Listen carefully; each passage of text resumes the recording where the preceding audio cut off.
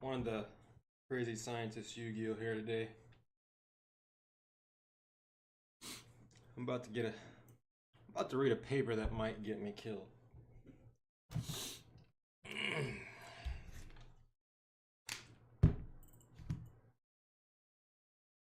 So we're feeling kind of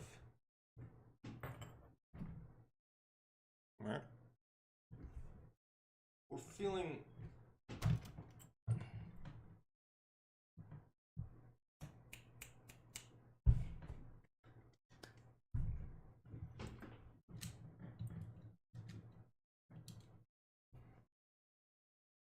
it's so fuzzy. What's going on here?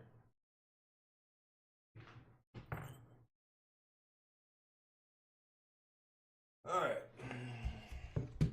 I can't get the crazy hair. We only get it when we wake up. It's fine. Ooh. Anyway, wait.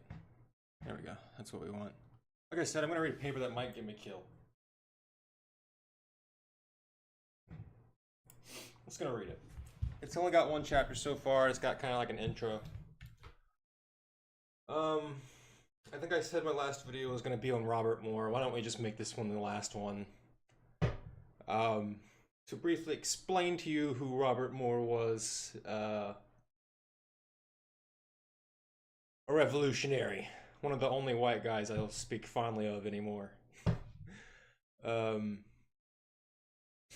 he came up with this model to the human psyche, as I like to explain Robert Moore. I believe he completed Jung's. I hate doing this. I don't know what the fuck. I believe he completed Jung's psychological model. I just don't think he had the mathematical aptitude to explain what he was trying to describe, unfortunately. And I'm not shaming his math at all. I'm just saying like the dude understood what he was talking about. He just didn't understand how to formulate the thoughts constructively in his mind, in my opinion. Like I said, dude was way ahead of his time. Um, if you don't know who Robert Moore is, he's the psychologist from the University of Chicago. He wrote this book called, I believe it's called the King, the Magician, the Lover, and the Warrior. I don't know if it's exactly in those order, but if you just Google Robert Moore in those four words, you'll get there. Um, but otherwise, why I think he was such a like I said, he completed that model. Um, just didn't quite know how to tee it up. I like to think I drew it, but it is what it is. I'm coming back to this paper, which I'll get to in a second. Um, I gave up on my theories of mind in terms of consciousness when I started to basically read history. Once I understood that most of the history that I understood, the one that I got to, not just in my own past, but how our physical world was actually constructed by the prior humans that came before us, and how we get to that history. It isn't just going through the tax-based education system, right? It's realizing that most of the tax-based education that you were given was a lie for the empire, right? In order to actually get an accurate framing of history, you actually need to hear from a lot of people, so to speak. So, for instance, the Native Americans, the African Americans, these things of American nature, which when we begin to analyze our history, we notice just how racist the words we're using are. So, for instance, I now view the use of the word of African American, which is, the colloquially accepted term, as a fundamentally racist definition for talking about others. And I think if any of you have watched my prior videos, let me state here, racism has nothing to do with one's skin color. And racism has everything to do of how one believes skin color orders them with respect to a different skin color. So when you begin to believe that there is a hierarchical in nature with respect to one's skin color and the world around it, an easy cut and dry example would be Israel. Let's go there. When you believe that a set of land belongs to a set of skin colors, you are by definition shedding a bit of your humanity in order to obtain whatever it is you're trying to obtain. And in this case, land. Now, just because again, this inherently means that an argument about skin color is not racist. Simply pointing out, such as political violence, can be matched to things like white skin color more often than, say, brown skin color. This is not a racist argument. This is simply a matter of using our eyes, our ears, and analyzing reality for empirical facts. Now, what happens more often than not is that the person that this is being explained to feels racism, if you will. They're almost immediately going to feel insulted if they don't understand what you're trying to say to them. This is just for some reason when someone feels racism or uneducated is what we'll get to.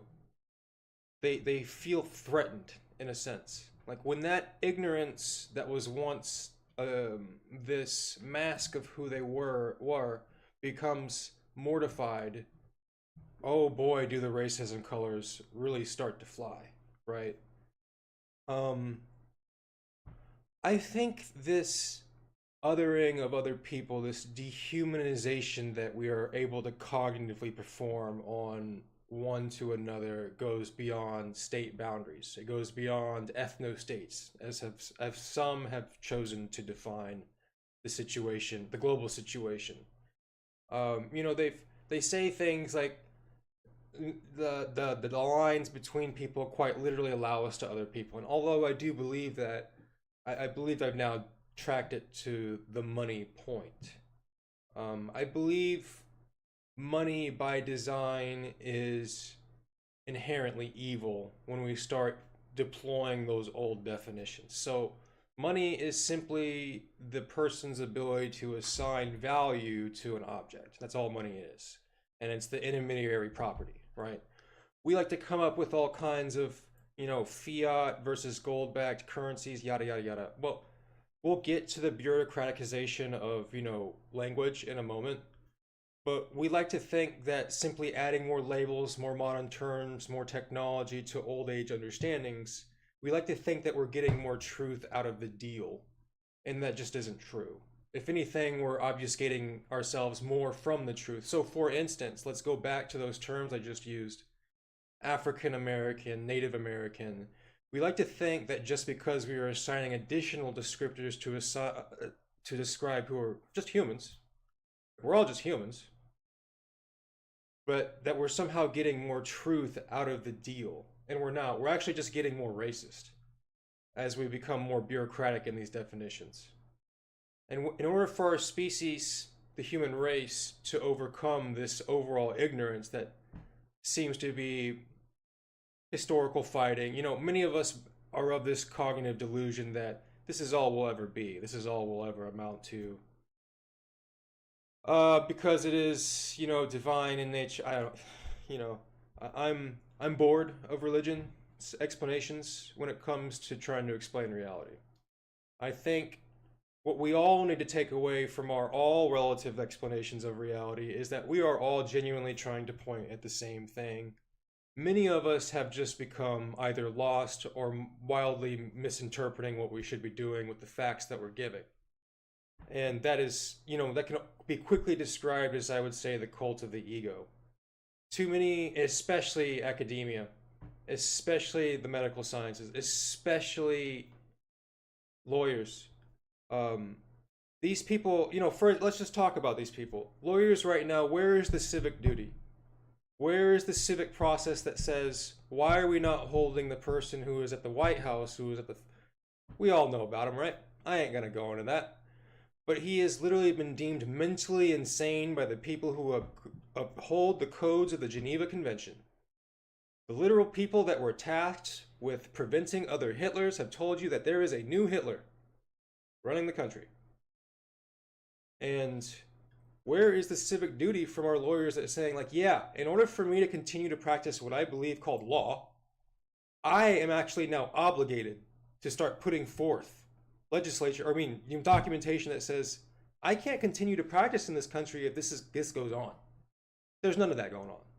There's simply more grift. There's simply only more relative grift because this is what this society of humans has become. This is what happens when you push us all closer to the cliff while selling us a different image, right? So I would say, in a sense, that I'm doing Robert Moore proud by what he called riding the dragon. But I am clearly not going to live to a point within my lifetime where this monkey species gets over primitive notions like assigning stuff's value to money. So the last video I will make is simply reading my paper. It's only the intro in chapter 1. The paper is The Moral Case Against Money. The relationship between humanity and money is asymmetric. If the argument has already been established, then I do apologize, but as far as I'm aware, I stand alone in my moral arguments against money. I believe there is enough historical evidence to prove that money is the root of all modern evil, which means I don't get invited to parties very often. These monetary systems could easily be replaced by more educated and free-thinking ones, but given the brute force and barbaric nature of capital accumulation on this planet, I am not hopeful our race can produce a set of people that have the power, let alone the cognitive ability, to think their way out of the existential threat that is our species' behavior around money. For example, it is patently obvious that if our species is to survive game-ending events like climate change or the heat death of our own solar system sun, our species must outgrow concepts like breaking down the planet and its inhabitants into sellable goods and services. If masonry is understood to be the work of the devil, then the very concept of money is masonry. Accumulating money in today's world comes at the cost of one's humanity, and I mean that literally. Because I stand alone in these beliefs, the burden of proof falls to me. Chapter 1. Where are we? Simply put, humanity is at a crisis point with respect to its history and its humanity. As it currently scrambles to produce an individual that it can pay to solve its problems. Let me read it. As it currently scrambles to produce an individual that it can pay to solve its problems. The date is June 4th, 2026. It is currently impossible for the average American to understand what is real and what is not as it comes across their phones, TVs, or whatever technological medium they decide to get brainwashed by nowadays.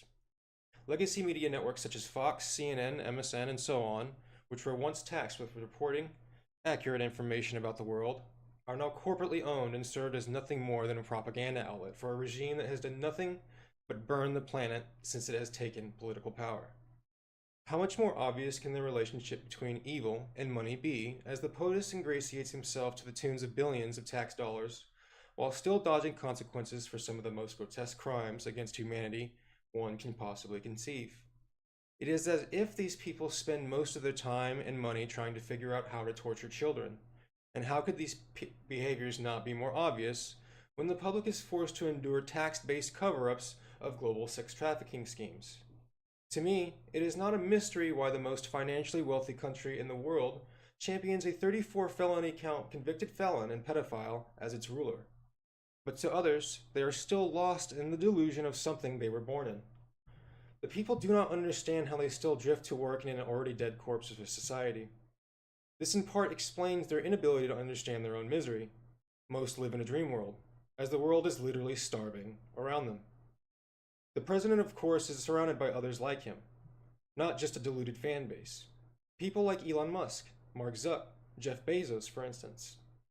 People the general public have regarded for ages as upstanding citizens that serve as role models for their kids. Again, how could the relationship between money and evil not be more obvious? When one considers systems of abundance, does the famous Universe 25 experiment not serve as the ultimate cautionary tale of what happens when we leave mammalian creatures to it in their version of paradise?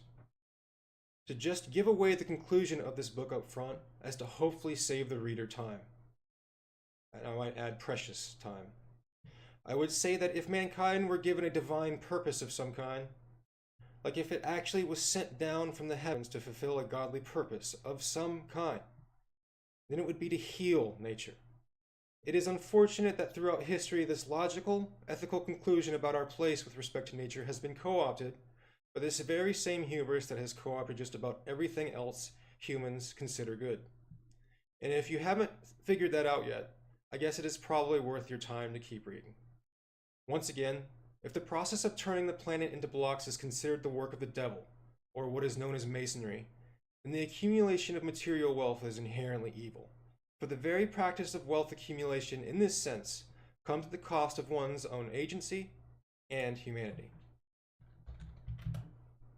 I speak not only as another human being stomped on by a capitalistic caste system, but as someone who has a fair amount of skin in the game. I have loved ones who believe in concepts like democracy, capitalism, and the stock market, for instance, I should add. I have family members and friends with retirement accounts and pensions. Even more so, I come from experiences where the person who sued for my custody immediately after my mother's death only ever took me for the money that came along as a result of that death. I know from personal experience that something happens to the mind when money is involved. To indulge in money is to retreat into a form of barbarism that allows the individual to practice the ancient art of dehumanization. They begin to see other human beings as dollar signs, for example. How often is it the case that when someone dies, the hyenas that are their extended family do everything in their legal power to make miserable the lives of their immediate surviving family members? And all for what? Money, and sometimes the satisfaction that comes with destroying another person's life legally. Has anyone ever taken a stroll around the property of the so-called elites that are being harped about on the news? Does anyone actually pay attention to what they spend money on, or how they actually treat their stuff? So tacky, dilapidated, and frivolous. Does anyone notice how they behave? Why they behave exactly like the whores that are pasted to their phones. The only thing that changes is the scale on which they are allowed to behave like pigs. Look at the boats they buy, for crying out loud. So miserably pretentious and boring. No wonder most of them are bored warmongers. No wonder why most of them think, so to speak, illegals are the root of their problems. These creatures do not have the ability to point a mirror at themselves anymore, and yet they run the world. Well, that's basically the world. Well, that's because the world is based on money. Excuse me, I lost my flow. Well, that's because the world is based on money. And remember, the people that have the most of it are, by definition, the most inhumane. As a lot of what I am saying still a stretch to you, of course it is. Still don't have the ability to see money for what it is. That makes sense. You have only ever been taught that capital accumulation is the only way to entertain a civilized, moral life. Such as the illusion that I apparently have the burden of proving is there. Throughout time, our species has assigned value to rocks it has deemed precious. Diamonds, for instance, are simply carbon and pressure over time. Yet we have had entire industries of slavery dedicated to the practice of cultivating what is called blood diamonds. To use some science here, carbon is one of the most abundant resources in the universe. There is also a natural symmetry between pressure and carbon. This means that as long as you can see a big planet through your telescope, you are more than likely looking at a bunch of diamonds. These factoids about diamonds, carbon, and pressure aren't being used to suggest that there is a lot of wealth spread out throughout the cosmos. In fact, this is almost the entire cognitive problem when it comes to considering such matters of money. Humans forsake themselves just so they can have money they cannot take with them into the afterlife, or even explore the universe with. For instance, in what contemporary technological device are diamonds used in? No, the point of pointing out so many diamonds in our cosmos is to show the observer what is not on those diamond-encrusted planets, and it's the very thing the species has made blind to its hubris. These Western capitalists have produced a power structure that seeks to destroy life on Earth for the sake of money. This kind of system has a natural explosive end, as many people throughout history have pointed out. People like Edinger, Adler, and Jung also saw that this Western experiment in money what this Western experiment in money was heading towards. Why does it feel like no one listened? Well, let's run the experiment. If our society spent most of its money, most of its recent history incorporating Nazis and Zionists into its infrastructure, what does that tell you about our country and its country people? Why does it feel like hardly anyone cares now? Oh, they do. However, the average goody two shoes hasn't figured out that creatures tightening the noose around their neck would sooner starve to death than share a space with others they have deemed lesser than them. The threat of global famine today looms over many first world countries. Not for the lack of food, but because their leaders lack the humanity to feed the people they rule over. This is where we are in history right now as a species. In an era of what Chris Hedges described as techno-barbarism. An era that exists only for the sake of profit at the cost of human lives. The illusion of what most have deemed as necessary step forward, or AI, couldn't be more of a logical fallacy. AI's end goal, when explained by their CEOs like Peter Thiel or Sam Altman, claim is artificial general intelligence. AGI is the narrative and excuse the oligarchs are allowed to use to bank rob what little financial wealth there is left on the planet, and there will be no return on investment as far as AGI is concerned. These entities have shown they are willing to infest the planet with data centers that have proven to do nothing but destroy the planet, and not produce anything of real value. This is because the finish line of artificial general intelligence is just another grift, as it is by definition uncontrollable. The very nature of that technology that was being considered should have told the ape-like creatures that currently run this part of the planet everything they need to know about what their new financial overlords want. It should have told them how they are viewed in their new oppressors' eyes.